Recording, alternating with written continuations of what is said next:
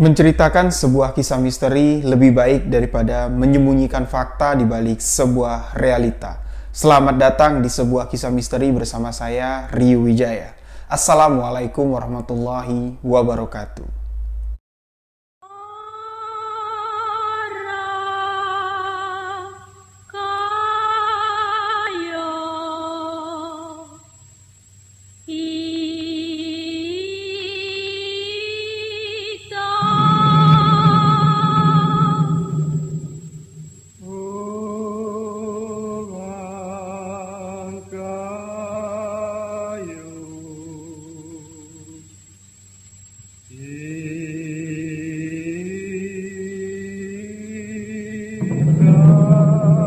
Untuk sahabat-sahabat yang telah mendengarkan kisah ini, untuk sahabat yang baru bergabung, belum mengklik tombol subscribe, sahabat boleh mengklik tombol subscribe dan jangan lupa aktifkan notifikasi loncengnya agar tidak ketinggalan video-video sebuah kisah misteri selanjutnya.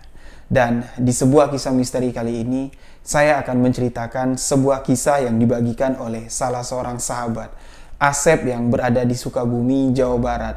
Beliau menceritakan kejadian yang beliau alami di tahun 2018 yang lalu, yang mana Asep ini memiliki seorang sahabat yang bernama Didi. Didi ini meninggal dunia di tahun 2018. Tapi sebelum Didi ini meninggal dunia, banyak sekali perilaku-perilaku aneh yang ditunjukkan oleh Didi. Dan Asep mengatakan, Didi ini seolah-olah tahu kalau dia akan meninggal dunia. Jadi, bagaimana kisahnya? Simak hanya di sebuah kisah misteri.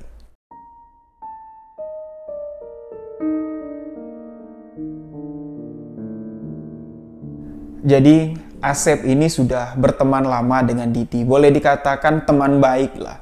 Mereka mengenal sejak kecil. Rumah mereka pun berdampingan, tidak terlalu jauh. Di tahun 2018, Didi ini meninggal dunia secara tiba-tiba. Hanya demam beberapa hari. Asep mengatakan, sakitnya tuh nggak begitu parah, dan warga juga banyak nggak mengira kalau Didi ini bisa meninggal dunia, meninggal muda. Nah, Didi ini dikenal warga adalah pemuda yang ramah, pemuda yang baik, nggak neko-neko lah. Asep juga mengatakan, banyaklah teman-teman yang dimiliki Asep, sahabat-sahabat yang dimiliki Asep, tapi Didi ini merupakan salah seorang yang paling dekat dengan Asep, karena Asep ini sangat suka dengan kepribadian Didi. Pertama, dia nggak suka ngurus urusan orang. Yang kedua, walaupun Didi ini agak sedikit iseng dan jahil, tapi kejahilan Didi inilah yang bikin teman-teman yang lain tuh merasa terhibur. Nah, di tahun 2018 itu, Asep mengatakan ketika Didi ini jatuh sakit, demam selama 3 hari, dia hampir tiap hari, selama 3 hari itu mengulangi, datang, membesuk, dan memperhatikan sahabatnya inilah. Tapi Asep menceritakan sebelum Didi ini jatuh sakit, banyak sekali perihal-perihal aneh, perilaku-perilaku aneh yang nggak biasa dia lakukan. Dan omongan si Didi ini aneh sekali. Kalau kami orang Jambi bilang namanya ninggal olah.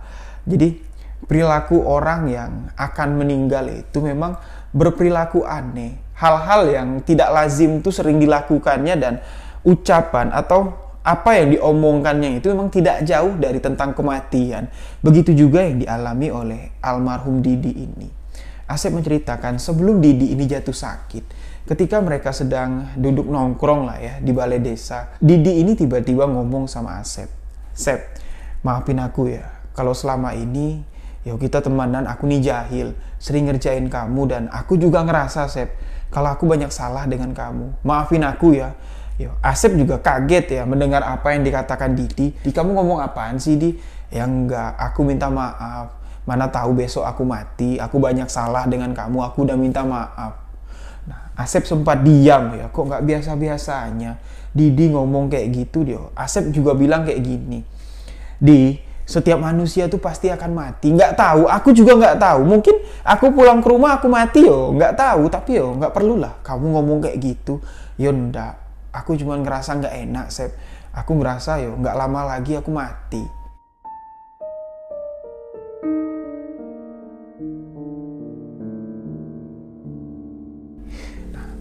Asep ini bingung mendengar apa yang dikatakan Didi ini nggak biasa. Biasanya Didi ini nggak pernah lah membahas tentang kematian, inget dengan mati aja nggak pernah. Tapi malam itu Asep cuma berpikir, mungkin Didi ini lagi gak enak badan dan kebawa perasaan mungkin. Ya udahlah, aku maafin kamu. Yang penting kamu jangan usilin aku lagi. Dan akhirnya malam itu Asep dan Didi pun berpisah. Nah, keesokan harinya Asep ini mendapat kabar kalau si Didi ini jatuh sakit. Dia kaget ya. Dia ingat apa yang dikatakan oleh Didi tadi malam. Tiba-tiba minta maaf. Terus juga semalam tuh kelakuannya aneh. Jadi mereka nongkrong nggak berdua aja ya. Ada juga lah teman-teman Karang Taruna yang ada di sana. Di balai desa tuh nongkrong. Mereka tuh lagi ngerokok, ngopi. Jadi kopi yang mereka buat tuh satu teko. Jadi gelasnya udah ada lah, satu-satu tuh udah ada gelas untuk ngopi, dan rokok yang ada di sana tuh satu bungkus ditaruh di atas meja. Siapa aja yang mau ngerokok ya udah silahkan isep lah rokoknya, dan siapa aja yang mau ngopi ya tinggal dituang aja. Toh juga gelasnya banyak. Tapi malam itu sikap atau perilaku Didi ini aneh sekali. Dia duduk samping Asep. Asep, join dong rokoknya. Nah, Asep bilang, Di, itu kan di atas meja banyak rokok. Tinggal kamu ambil, kamu nyalain ya kamu ngerokok. Enggak, Sep. Aku cuma pengen join sama kamu. Ah, pelit kamu. Ya, Didi ngomong gitu sama Asep. Ya bukannya pelit, aku lagi enak ngerokok, itu tinggal ngambil aja rokok, tinggal nyalain. Enggak, aku cuma pengen join sama kamu. Besok kalau aku udah mati, aku nggak bisa join rokok lagi sama kamu, Sep. Asep diem ya. Yaudah nih, ambil nih. Ya, dikasih lah rokok yang sedang diisep sama Asep tadi ke Didi, dan ketika si Asep ini menuangkan kopi di gelasnya, ya, baru sehirup diminum sama si Asep, tiba-tiba Didi ini datang lagi nyamperin si Asep. Sep, join dong kopinya. Aku pengen join kopi sama kamu. Kamu kok aneh sekali, di itu loh. Seteko ada kopi, di situ juga ada gelas. Tinggal kamu tuang aja, kamu minum. Kok minta kopi yang udah aku minum? Ya nggak apa-apa, aku mau join sama kamu dah. Nih, ambil. Ya, si Asep udah mulai dongkol. Tapi ya, Asep ini merasa kok kelakuan ini anak aneh sekali, nggak kayak biasa. Nah, jadi setelah dia dapat kabar si Didi ini sakit, dia baru ingat perilaku-perilaku aneh yang dilakukan Didi kemarin malam. Perkataan-perkataan yang disampaikan Didi kepada Asep, meminta maaf ya, tiba-tiba minta maaf seolah-olah dia mau mati, itu memang ya bertanda kalau Didi pada malam itu memang kurang sehat. Nah, pagi itu juga Asep ini datang mengunjungi Didi ke rumahnya. Bertemulah mereka, dan Didi ini masih berperilaku aneh. Ketika dia melihat Asep, Sep, kamu bawa apa? Masa kamu ngelihat aku lagi sakit, kamu nggak bawa apa-apa? Ya mungkin ini terakhir loh, kamu ketemu sama aku. Aku pengen banget, Sep, makan bubur ayam. Nah, jadi Asep ini nggak berpikir aneh-aneh. Ya, dia langsung keluar lagi. Ya, tunggu sebentar, aku beliin bubur ayam. Kamu manja banget kayak anak kecil.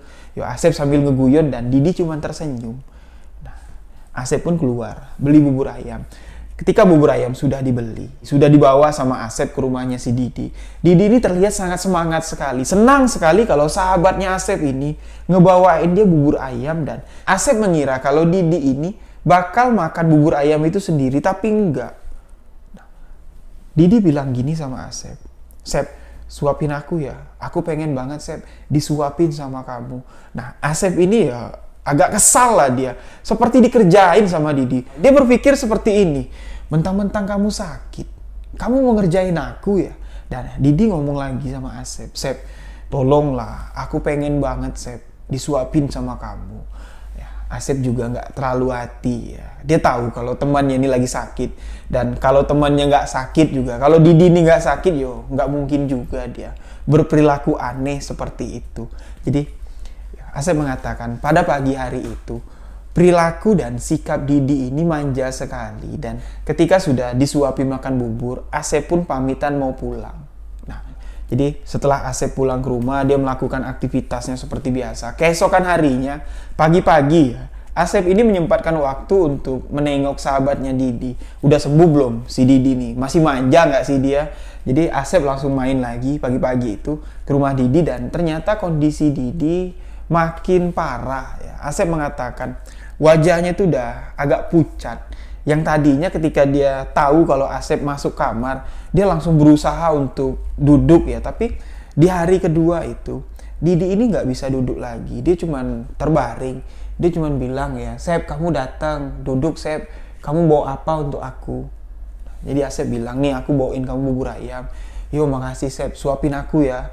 Yo lagi-lagi, pada pagi hari itu Asep menyuapi si Didi bubur ayam. Tapi apa yang dikatakan Didi pagi itu membuat Asep tuh agak sedikit merinding.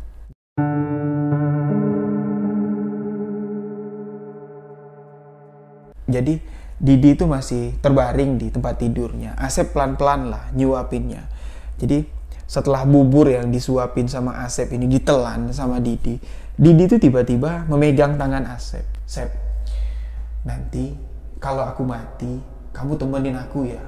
Aku takut Sep kalau mati sendirian. Asep tuh merasakan tangan Didi yang megang dia tuh udah, ya tangan tuh dingin sekali, seperti darah tuh udah nggak ngalir lagi. Asep tuh bulu tengkuknya merinding, seolah-olah ya dia mendengarkan perkataan seseorang yang betul-betul mau mati. Ya, seperti pesan terakhir lah. Asep kembali menaruh tangan Didi. Dia ngomong gini, Di, siapapun yang akan mati itu nggak tahu Di, kapan kita bakal mati. Itu rahasia ilahi dan ketika kita mati, yuk kita nggak ada yang nemanin Di, kecuali amal ibadah yang kita lakukan. Jadi kalau kamu ngerasa nggak enak badan sekarang, kondisi kamu memang benar-benar drop, kamu banyak-banyak istighfar Di. Nah, itulah yang disampaikan oleh Asep dan Didi ini ya meneteskan air mata. Walaupun dia nggak nangis, tapi Asep mengatakan dia meneteskan air mata.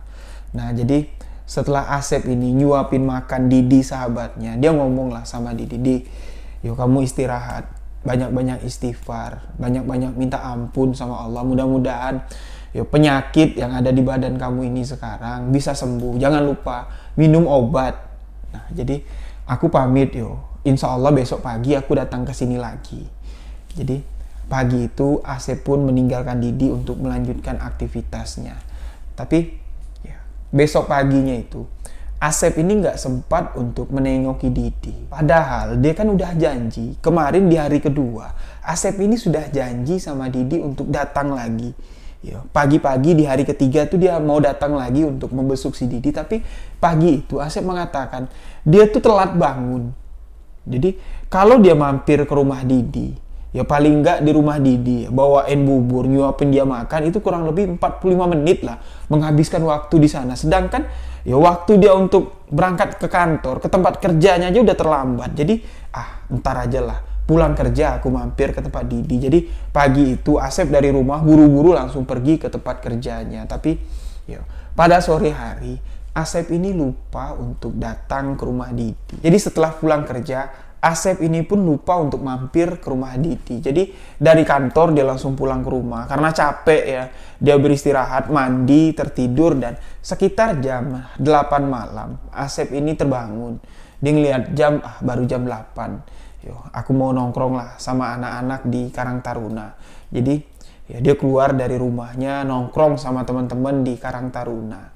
Nah, kejadian aneh terjadi di situ. Jadi teman-teman di Karang Taruna ini memang kenal dekat sama Didi, tapi nggak sedekat hubungan Didi dengan Asep. Ketika mereka tahu Didi sakit, mereka pun nggak membesuk Didi karena mereka berpikir palingan cuma demam biasa aja.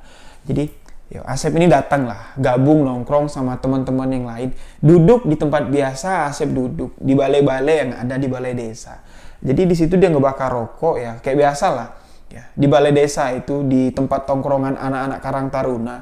Begitu Asep datang, seteko kopi itu sudah siap.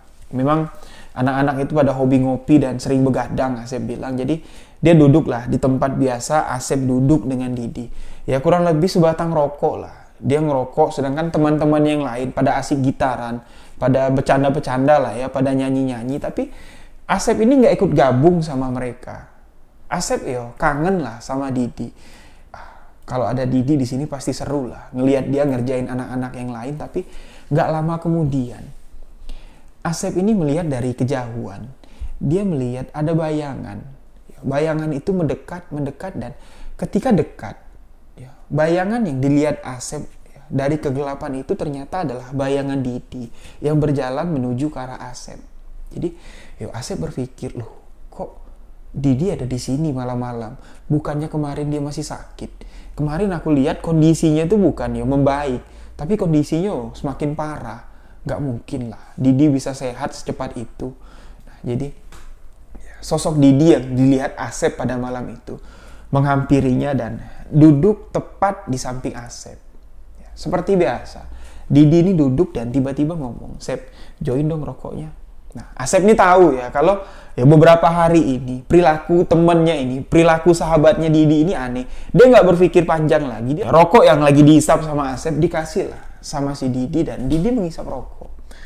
Nah, yang anehnya lagi di sini, teman-teman di Karang Taruna itu ya seperti nggak melihat kehadiran Didi di situ. Ya seolah-olah mereka tuh nggak sadar kalau ada Didi di sana. Kedatangan Didi tuh mereka tuh nggak tahu. Nah, jadi Asep pun nggak berpikir yang aneh-aneh. Mereka pun ngobrol. Asep nanya, "Di, gimana kabar kamu, udah baikan?" "Maaf yo, tadi pagi aku nggak sempat mampir, Di. Aku kesiangan. Aku langsung ke kantor." "Nggak apa-apa, Sep. Kondisiku sekarang sudah jauh lebih baik." Nah, tapi di sini Asep tuh melihat wajah Didi yang mengatakan sekarang kondisinya jauh lebih baik itu yo nggak seperti orang sehat. Wajahnya tuh putih pucat. Nah, lalu di sini Didi mengatakan sesuatu hal. "Sep, aku pamit pulang yo. Kamu inget ya, nanti kamu temenin aku." Nah, jadi Didi berdiri dan langsung pulang, pergi meninggalkan Asep dari balai desa. Di situ Asep nggak bisa ngomong apa-apa. Dia seolah-olah mendengar apa yang diucapkan oleh Didi, mengatakan, "Sep, nanti kamu temenin aku ya." Seolah-olah dia tuh terpaku, nggak bisa ngomong, nggak bisa berkedip, dia cuma bisa melihat sosok yang ada di sampingnya. Ya, sosok Didi yang berdiri dan tiba-tiba menghilang dari hadapannya. Nah, nggak lama setelah sosok itu menghilang, ya, anak-anak yang lagi nongkrong, yang lagi pada main gitar, kaget mendengar WhatsApp ya, grup WhatsApp Karang Taruna itu ada WhatsApp masuk mengatakan, "Innalillahi wa inna ilaihi rajiun. Telah berpulang ke rahmatullah sahabat kita, saudara kita, Didi."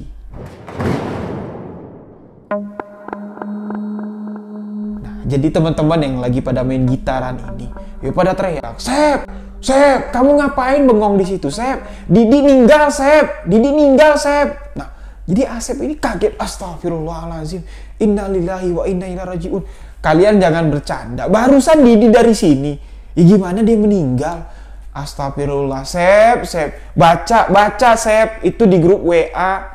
Ya, kamu baca baik-baik." Ya, Asep buka WA ya. Di grup Karang Taruna, WA yang masuk itu dari keluarganya Didi. Mengatakan, "Innalillahi wa inna ilaihi rajiun. Telah berpulang ke rahmatullah Didi." Barusan di jam 20.54. Jadi ya, Asep ini merasa nggak percaya. Astagfirullahaladzim. Barusan yang aku lihat ini siapa? Dan Asep ngomong sama teman-temannya yang lain, "Kalian nggak tahu, kalian nggak ngeliat apa? Didi kan tadi nongkrong sama kita di sini, duduk di samping aku di sini nih. Barusan Didi pulang." Nah, teman-temannya bilang, Sep, ngucap. Didi itu nggak keluar-keluar rumah udah beberapa hari ini. Nggak mungkin lah dia datang ke sini nongkrong. Ayo, kita melayat ke rumah Didi." Jadi Asep dan teman-temannya yang lain pun melayat ke rumah almarhum Didi dan ternyata memang benar. Di rumah duka sudah ramai. Jenazah Didi digotong dari dalam kamar, ditaruh di tempat tidur di tengah rumah. Asep melihat kalau Didi itu benar-benar sudah meninggal dunia. Lalu di sini Asep berpikir, siapa sosok yang ada di samping Asep yang minta join rokok dan mengatakan, "Sep, aku pamit pulang. Kamu jangan tinggalin aku ya." Asep lama ngelamun di sana sampai-sampai bapaknya Didi tuh, Sep, temen kamu udah nggak ada lagi, Sep. Didi udah meninggal. Maafin ya kalau Didi punya salah sama kamu." Asep itu ya nangis sejadi-jadinya. Dia meluk sahabatnya, "Di, maafin aku, Di. Aku nggak nepatin janji aku tadi pagi datang ke sini. Maafin aku, Di. Maafin aku." Dan mereka pun ya yang ada di sana, keluarga-keluarga Didi ini nggak bisa melerai si Asep ini karena mereka tuh tahu kedekatan Didi sama Asep ini memang dekat sekali. Sangat dekat sekali. Lalu ya Asep merahasiakan apa yang terjadi pada malam itu. Dia nggak mau bikin isu ya, dia nggak mau bikin gosip lah. Dia sadar kalau yang datang tadi malam itu memang benar-benar Didi. Tapi bukan Didi dalam wujud manusia, melainkan Didi yang sudah terlepas dari dunia ini. Ya, boleh kita katakan seperti ruh, arwah atau korin almarhum Didi yang pada malam itu ketika dia meninggal dunia keluar dari jasadnya dan menemui Asep, menemui sahabat baiknya. Jadi malam itu Asep merasa sangat terpukul sekali karena dia kehilangan sahabatnya dan Asep menepati janji pada malam itu sampai ketika keesokan paginya ketika jenazah dikebumikan. Asep sama sekali tidak meninggalkan rumah duka.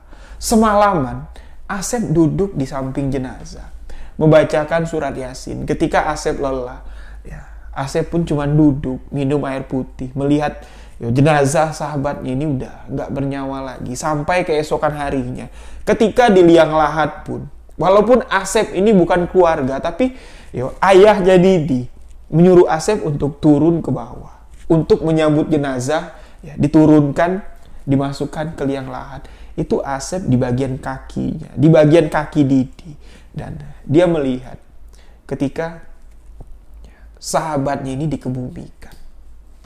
Asep cuma berdoa dalam hati, ya Allah ya Tuhanku, lapangkanlah kubur sahabatku, ampunilah segala dosa-dosanya. Dan Asep ikut menguruk tanah, menimbun tanah, dan setelah pemakaman selesai, Asep pun pulang ke rumah. Karena dari semalaman ketika dia menemani jenazah almarhum Didi di rumah duka sampai pagi, boleh dikatakan dia tuh gak tidur. Pulang ke rumah pun dia lelah sekali dan Asep tertidur. Dia bangun sekitar jam 5 sore, dibangunkan orang tuanya. Sep bangun, Sep bangun. Kamu yasinan gak ke rumah Didi? Sekarang udah jam 5, mending kamu sekarang mandi, bantu-bantu di sana. Jadi Asep pun bangun, mandi, dan pada sore hari itu dia pun pergi ke rumah almarhum Didi. Karena rumah mereka tuh gak jauh, cuman ya terpisah 3 rumah lah, tetangga dekat. Pergilah si Asep ini ke rumah Didi. Sampai di sana dia bantu-bantu lah untuk acara yasinan, ya, gelar tikar, nyiapin makanan. Dan setelah acara yasinan, Asep ini dipanggil sama almarhum bapaknya Didi. Sep, kadia, naon bah, ya kan? Dia ngobrol lah di teras. Di sini si Abah ini bertanya kepada Asep, Sep, kamu kan dekat sama almarhum. Jadi sebelum dia meninggal, kamu ngerasa nggak ada yang berbeda? Kamu ngerasa nggak ada yang aneh sama si almarhum Didi? Ya, Asep menceritakan lah beberapa kejadian-kejadian aneh dan beberapa perkataan-perkataan aneh yang diucapkan sama almarhum Didi ini. Dan si Abah juga mengatakan, kami di rumah ini juga merasakan sesuatu yang aneh. Didi ini sebelum sakit, Sep, yang tadinya dia di rumah ini nggak mau dia beres-beres. Kalau dia pergi main, dia nggak mau kalau dipanggil sama si emak, Di pulang bantuin emak, dia paling nggak mau, paling marah. Tapi beberapa hari sebelum dia sakit, beberapa hari sebelum dia meninggal, malah dia yang menawarkan diri. Mak, Didi nggak mau main Mak, Didi mau bantuin emak aja. Emak mau dibantuin apa? Sampai-sampai Sep, emaknya Didi ini bingung, nggak biasa-biasanya anakku kayak gini. Lalu Abah pun aneh. Yang biasanya kalau Abah naruh rokok ya di atas meja, rokok Abah tuh kalau setiap pagi tuh hilang 2 batang, hilang 3 batang. Tapi beberapa hari sebelum Didi ini sakit, sebelum dia ngambil rokok, dia tuh minta sama Abah, padahal kamu tahu sendirilah, kami di rumah ini nggak ngizinin kalau si Didi itu ngerokok. Karena pertama dia punya penyakit asma, yang kedua dia tuh belum bisa nyari duit, dia tuh malas kerja, Sep. Abah bingung, kok tiba-tiba ini anak berani minta rokok. Biasanya ya dia mencuri lah ya, kasar ngomong seperti itulah, diam-diam lah ngambil rokok si Abah. Tapi beberapa hari sebelum dia sakit, dia terang-terangan, dia nggak takut Abah omelin, Sep. Malah Abah bilang, ya udah kalau kamu mau ngerokok ambil lah, tapi jangan banyak-banyak ngerokok, nanti asma kamu kambuh. Nah dia malah ketawa, Sep. Nah jadi yang paling Abah bingungkan, Sep, sebelum dia bilang dia mau berhenti merokok, dia tuh duduk di samping Abah. Dia ngomong sama Abah, Bah, join rokok, Bah. Didi pengen ngerokok. Tapi Didi janji, bah, ini rokok terakhir yang Didi isap. Didi pengen join rokok sama Abah. Abah bingung. Loh, kok nih anak biasanya kalau ngambil rokok tuh diem-diem, ini terang-terangan minta rokok yang sedang Abah isap. Lalu karena Abah mendengar kalau dia berjanji ini rokok terakhir yang dia isap, Abah kasih. Rokok yang sedang Abah isap tuh Abah kasih. Abah join sama si Didi dan Didi ketawa. Bah, Didi gak bakal ngerokok lagi dan ini rokok terakhir yang Didi isap. Tapi dia ngerokok tuh gak banyak, Sep. 2 kali, 3 kali isap, rokok itu langsung dibuang dan dia langsung masuk ke kamar. Beberapa hari setelah kejadian itu, Didi ini jatuh sakit. Kami di rumah ini cuma ngira dia tuh cuma demam, Sep. Ibunya juga sudah ngomong sama Didi, Di, kalau nggak baikan, ibu antar yuk ke dokter. Ibu khawatir lihat kamu dari tadi tidur aja. Didi cuma bilang, nggak apa-apa, Bu. Didi cuma panas biasa. Nah, jadi memang sebelum Didi ini meninggal banyak sekali kejadian-kejadian aneh yang dia alami dan setelah hari itu Asep ngobrol sama abahnya si Didi. Beberapa malam setelah Didi meninggal, Asep ini bermimpi. Tapi mimpinya itu seperti nyata. Dibilang nyata tapi dalam keadaan tidur Asep ini didatangi almarhum Didi. Lagi-lagi Didi mengatakan sesuatu kepada Asep. Sep, temenin aku, Sep. Aku takut sendirian.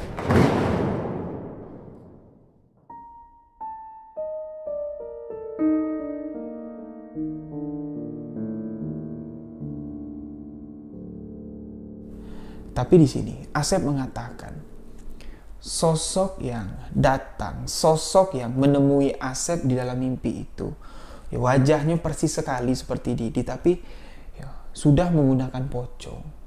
Dan Asep melihat kalau di bagian hidung itu sudah disumpel kapas. Tapi Asep gak berani bilang kalau almarhum Didi ini meninggal atau arwahnya gentayangan menjadi pocong, karena apa yang dialami Asep cuman terjadi sekali pada malam itu. Malam-malam selanjutnya Didi ini tidak pernah muncul lagi dan warga-warga sekitar pun tidak pernah lah melihat kalau ada penampakan pocong yang mirip dengan Didi.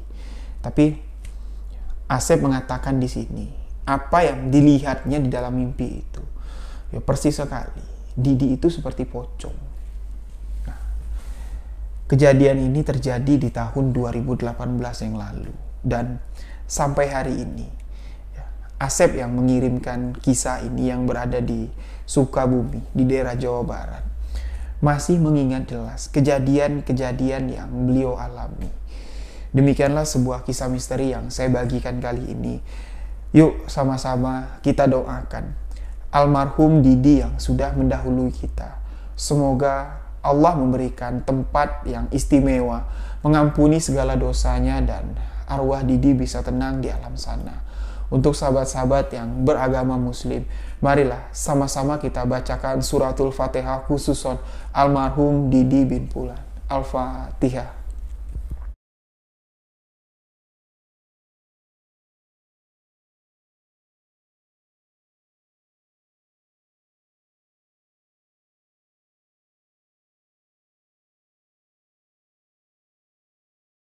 Terima kasih untuk sahabat-sahabat semua. Semoga kebaikan sahabat-sahabat semua dibalas oleh Allah Subhanahu wa Ta'ala. Dan demikian sebuah kisah misteri yang saya ceritakan kali ini.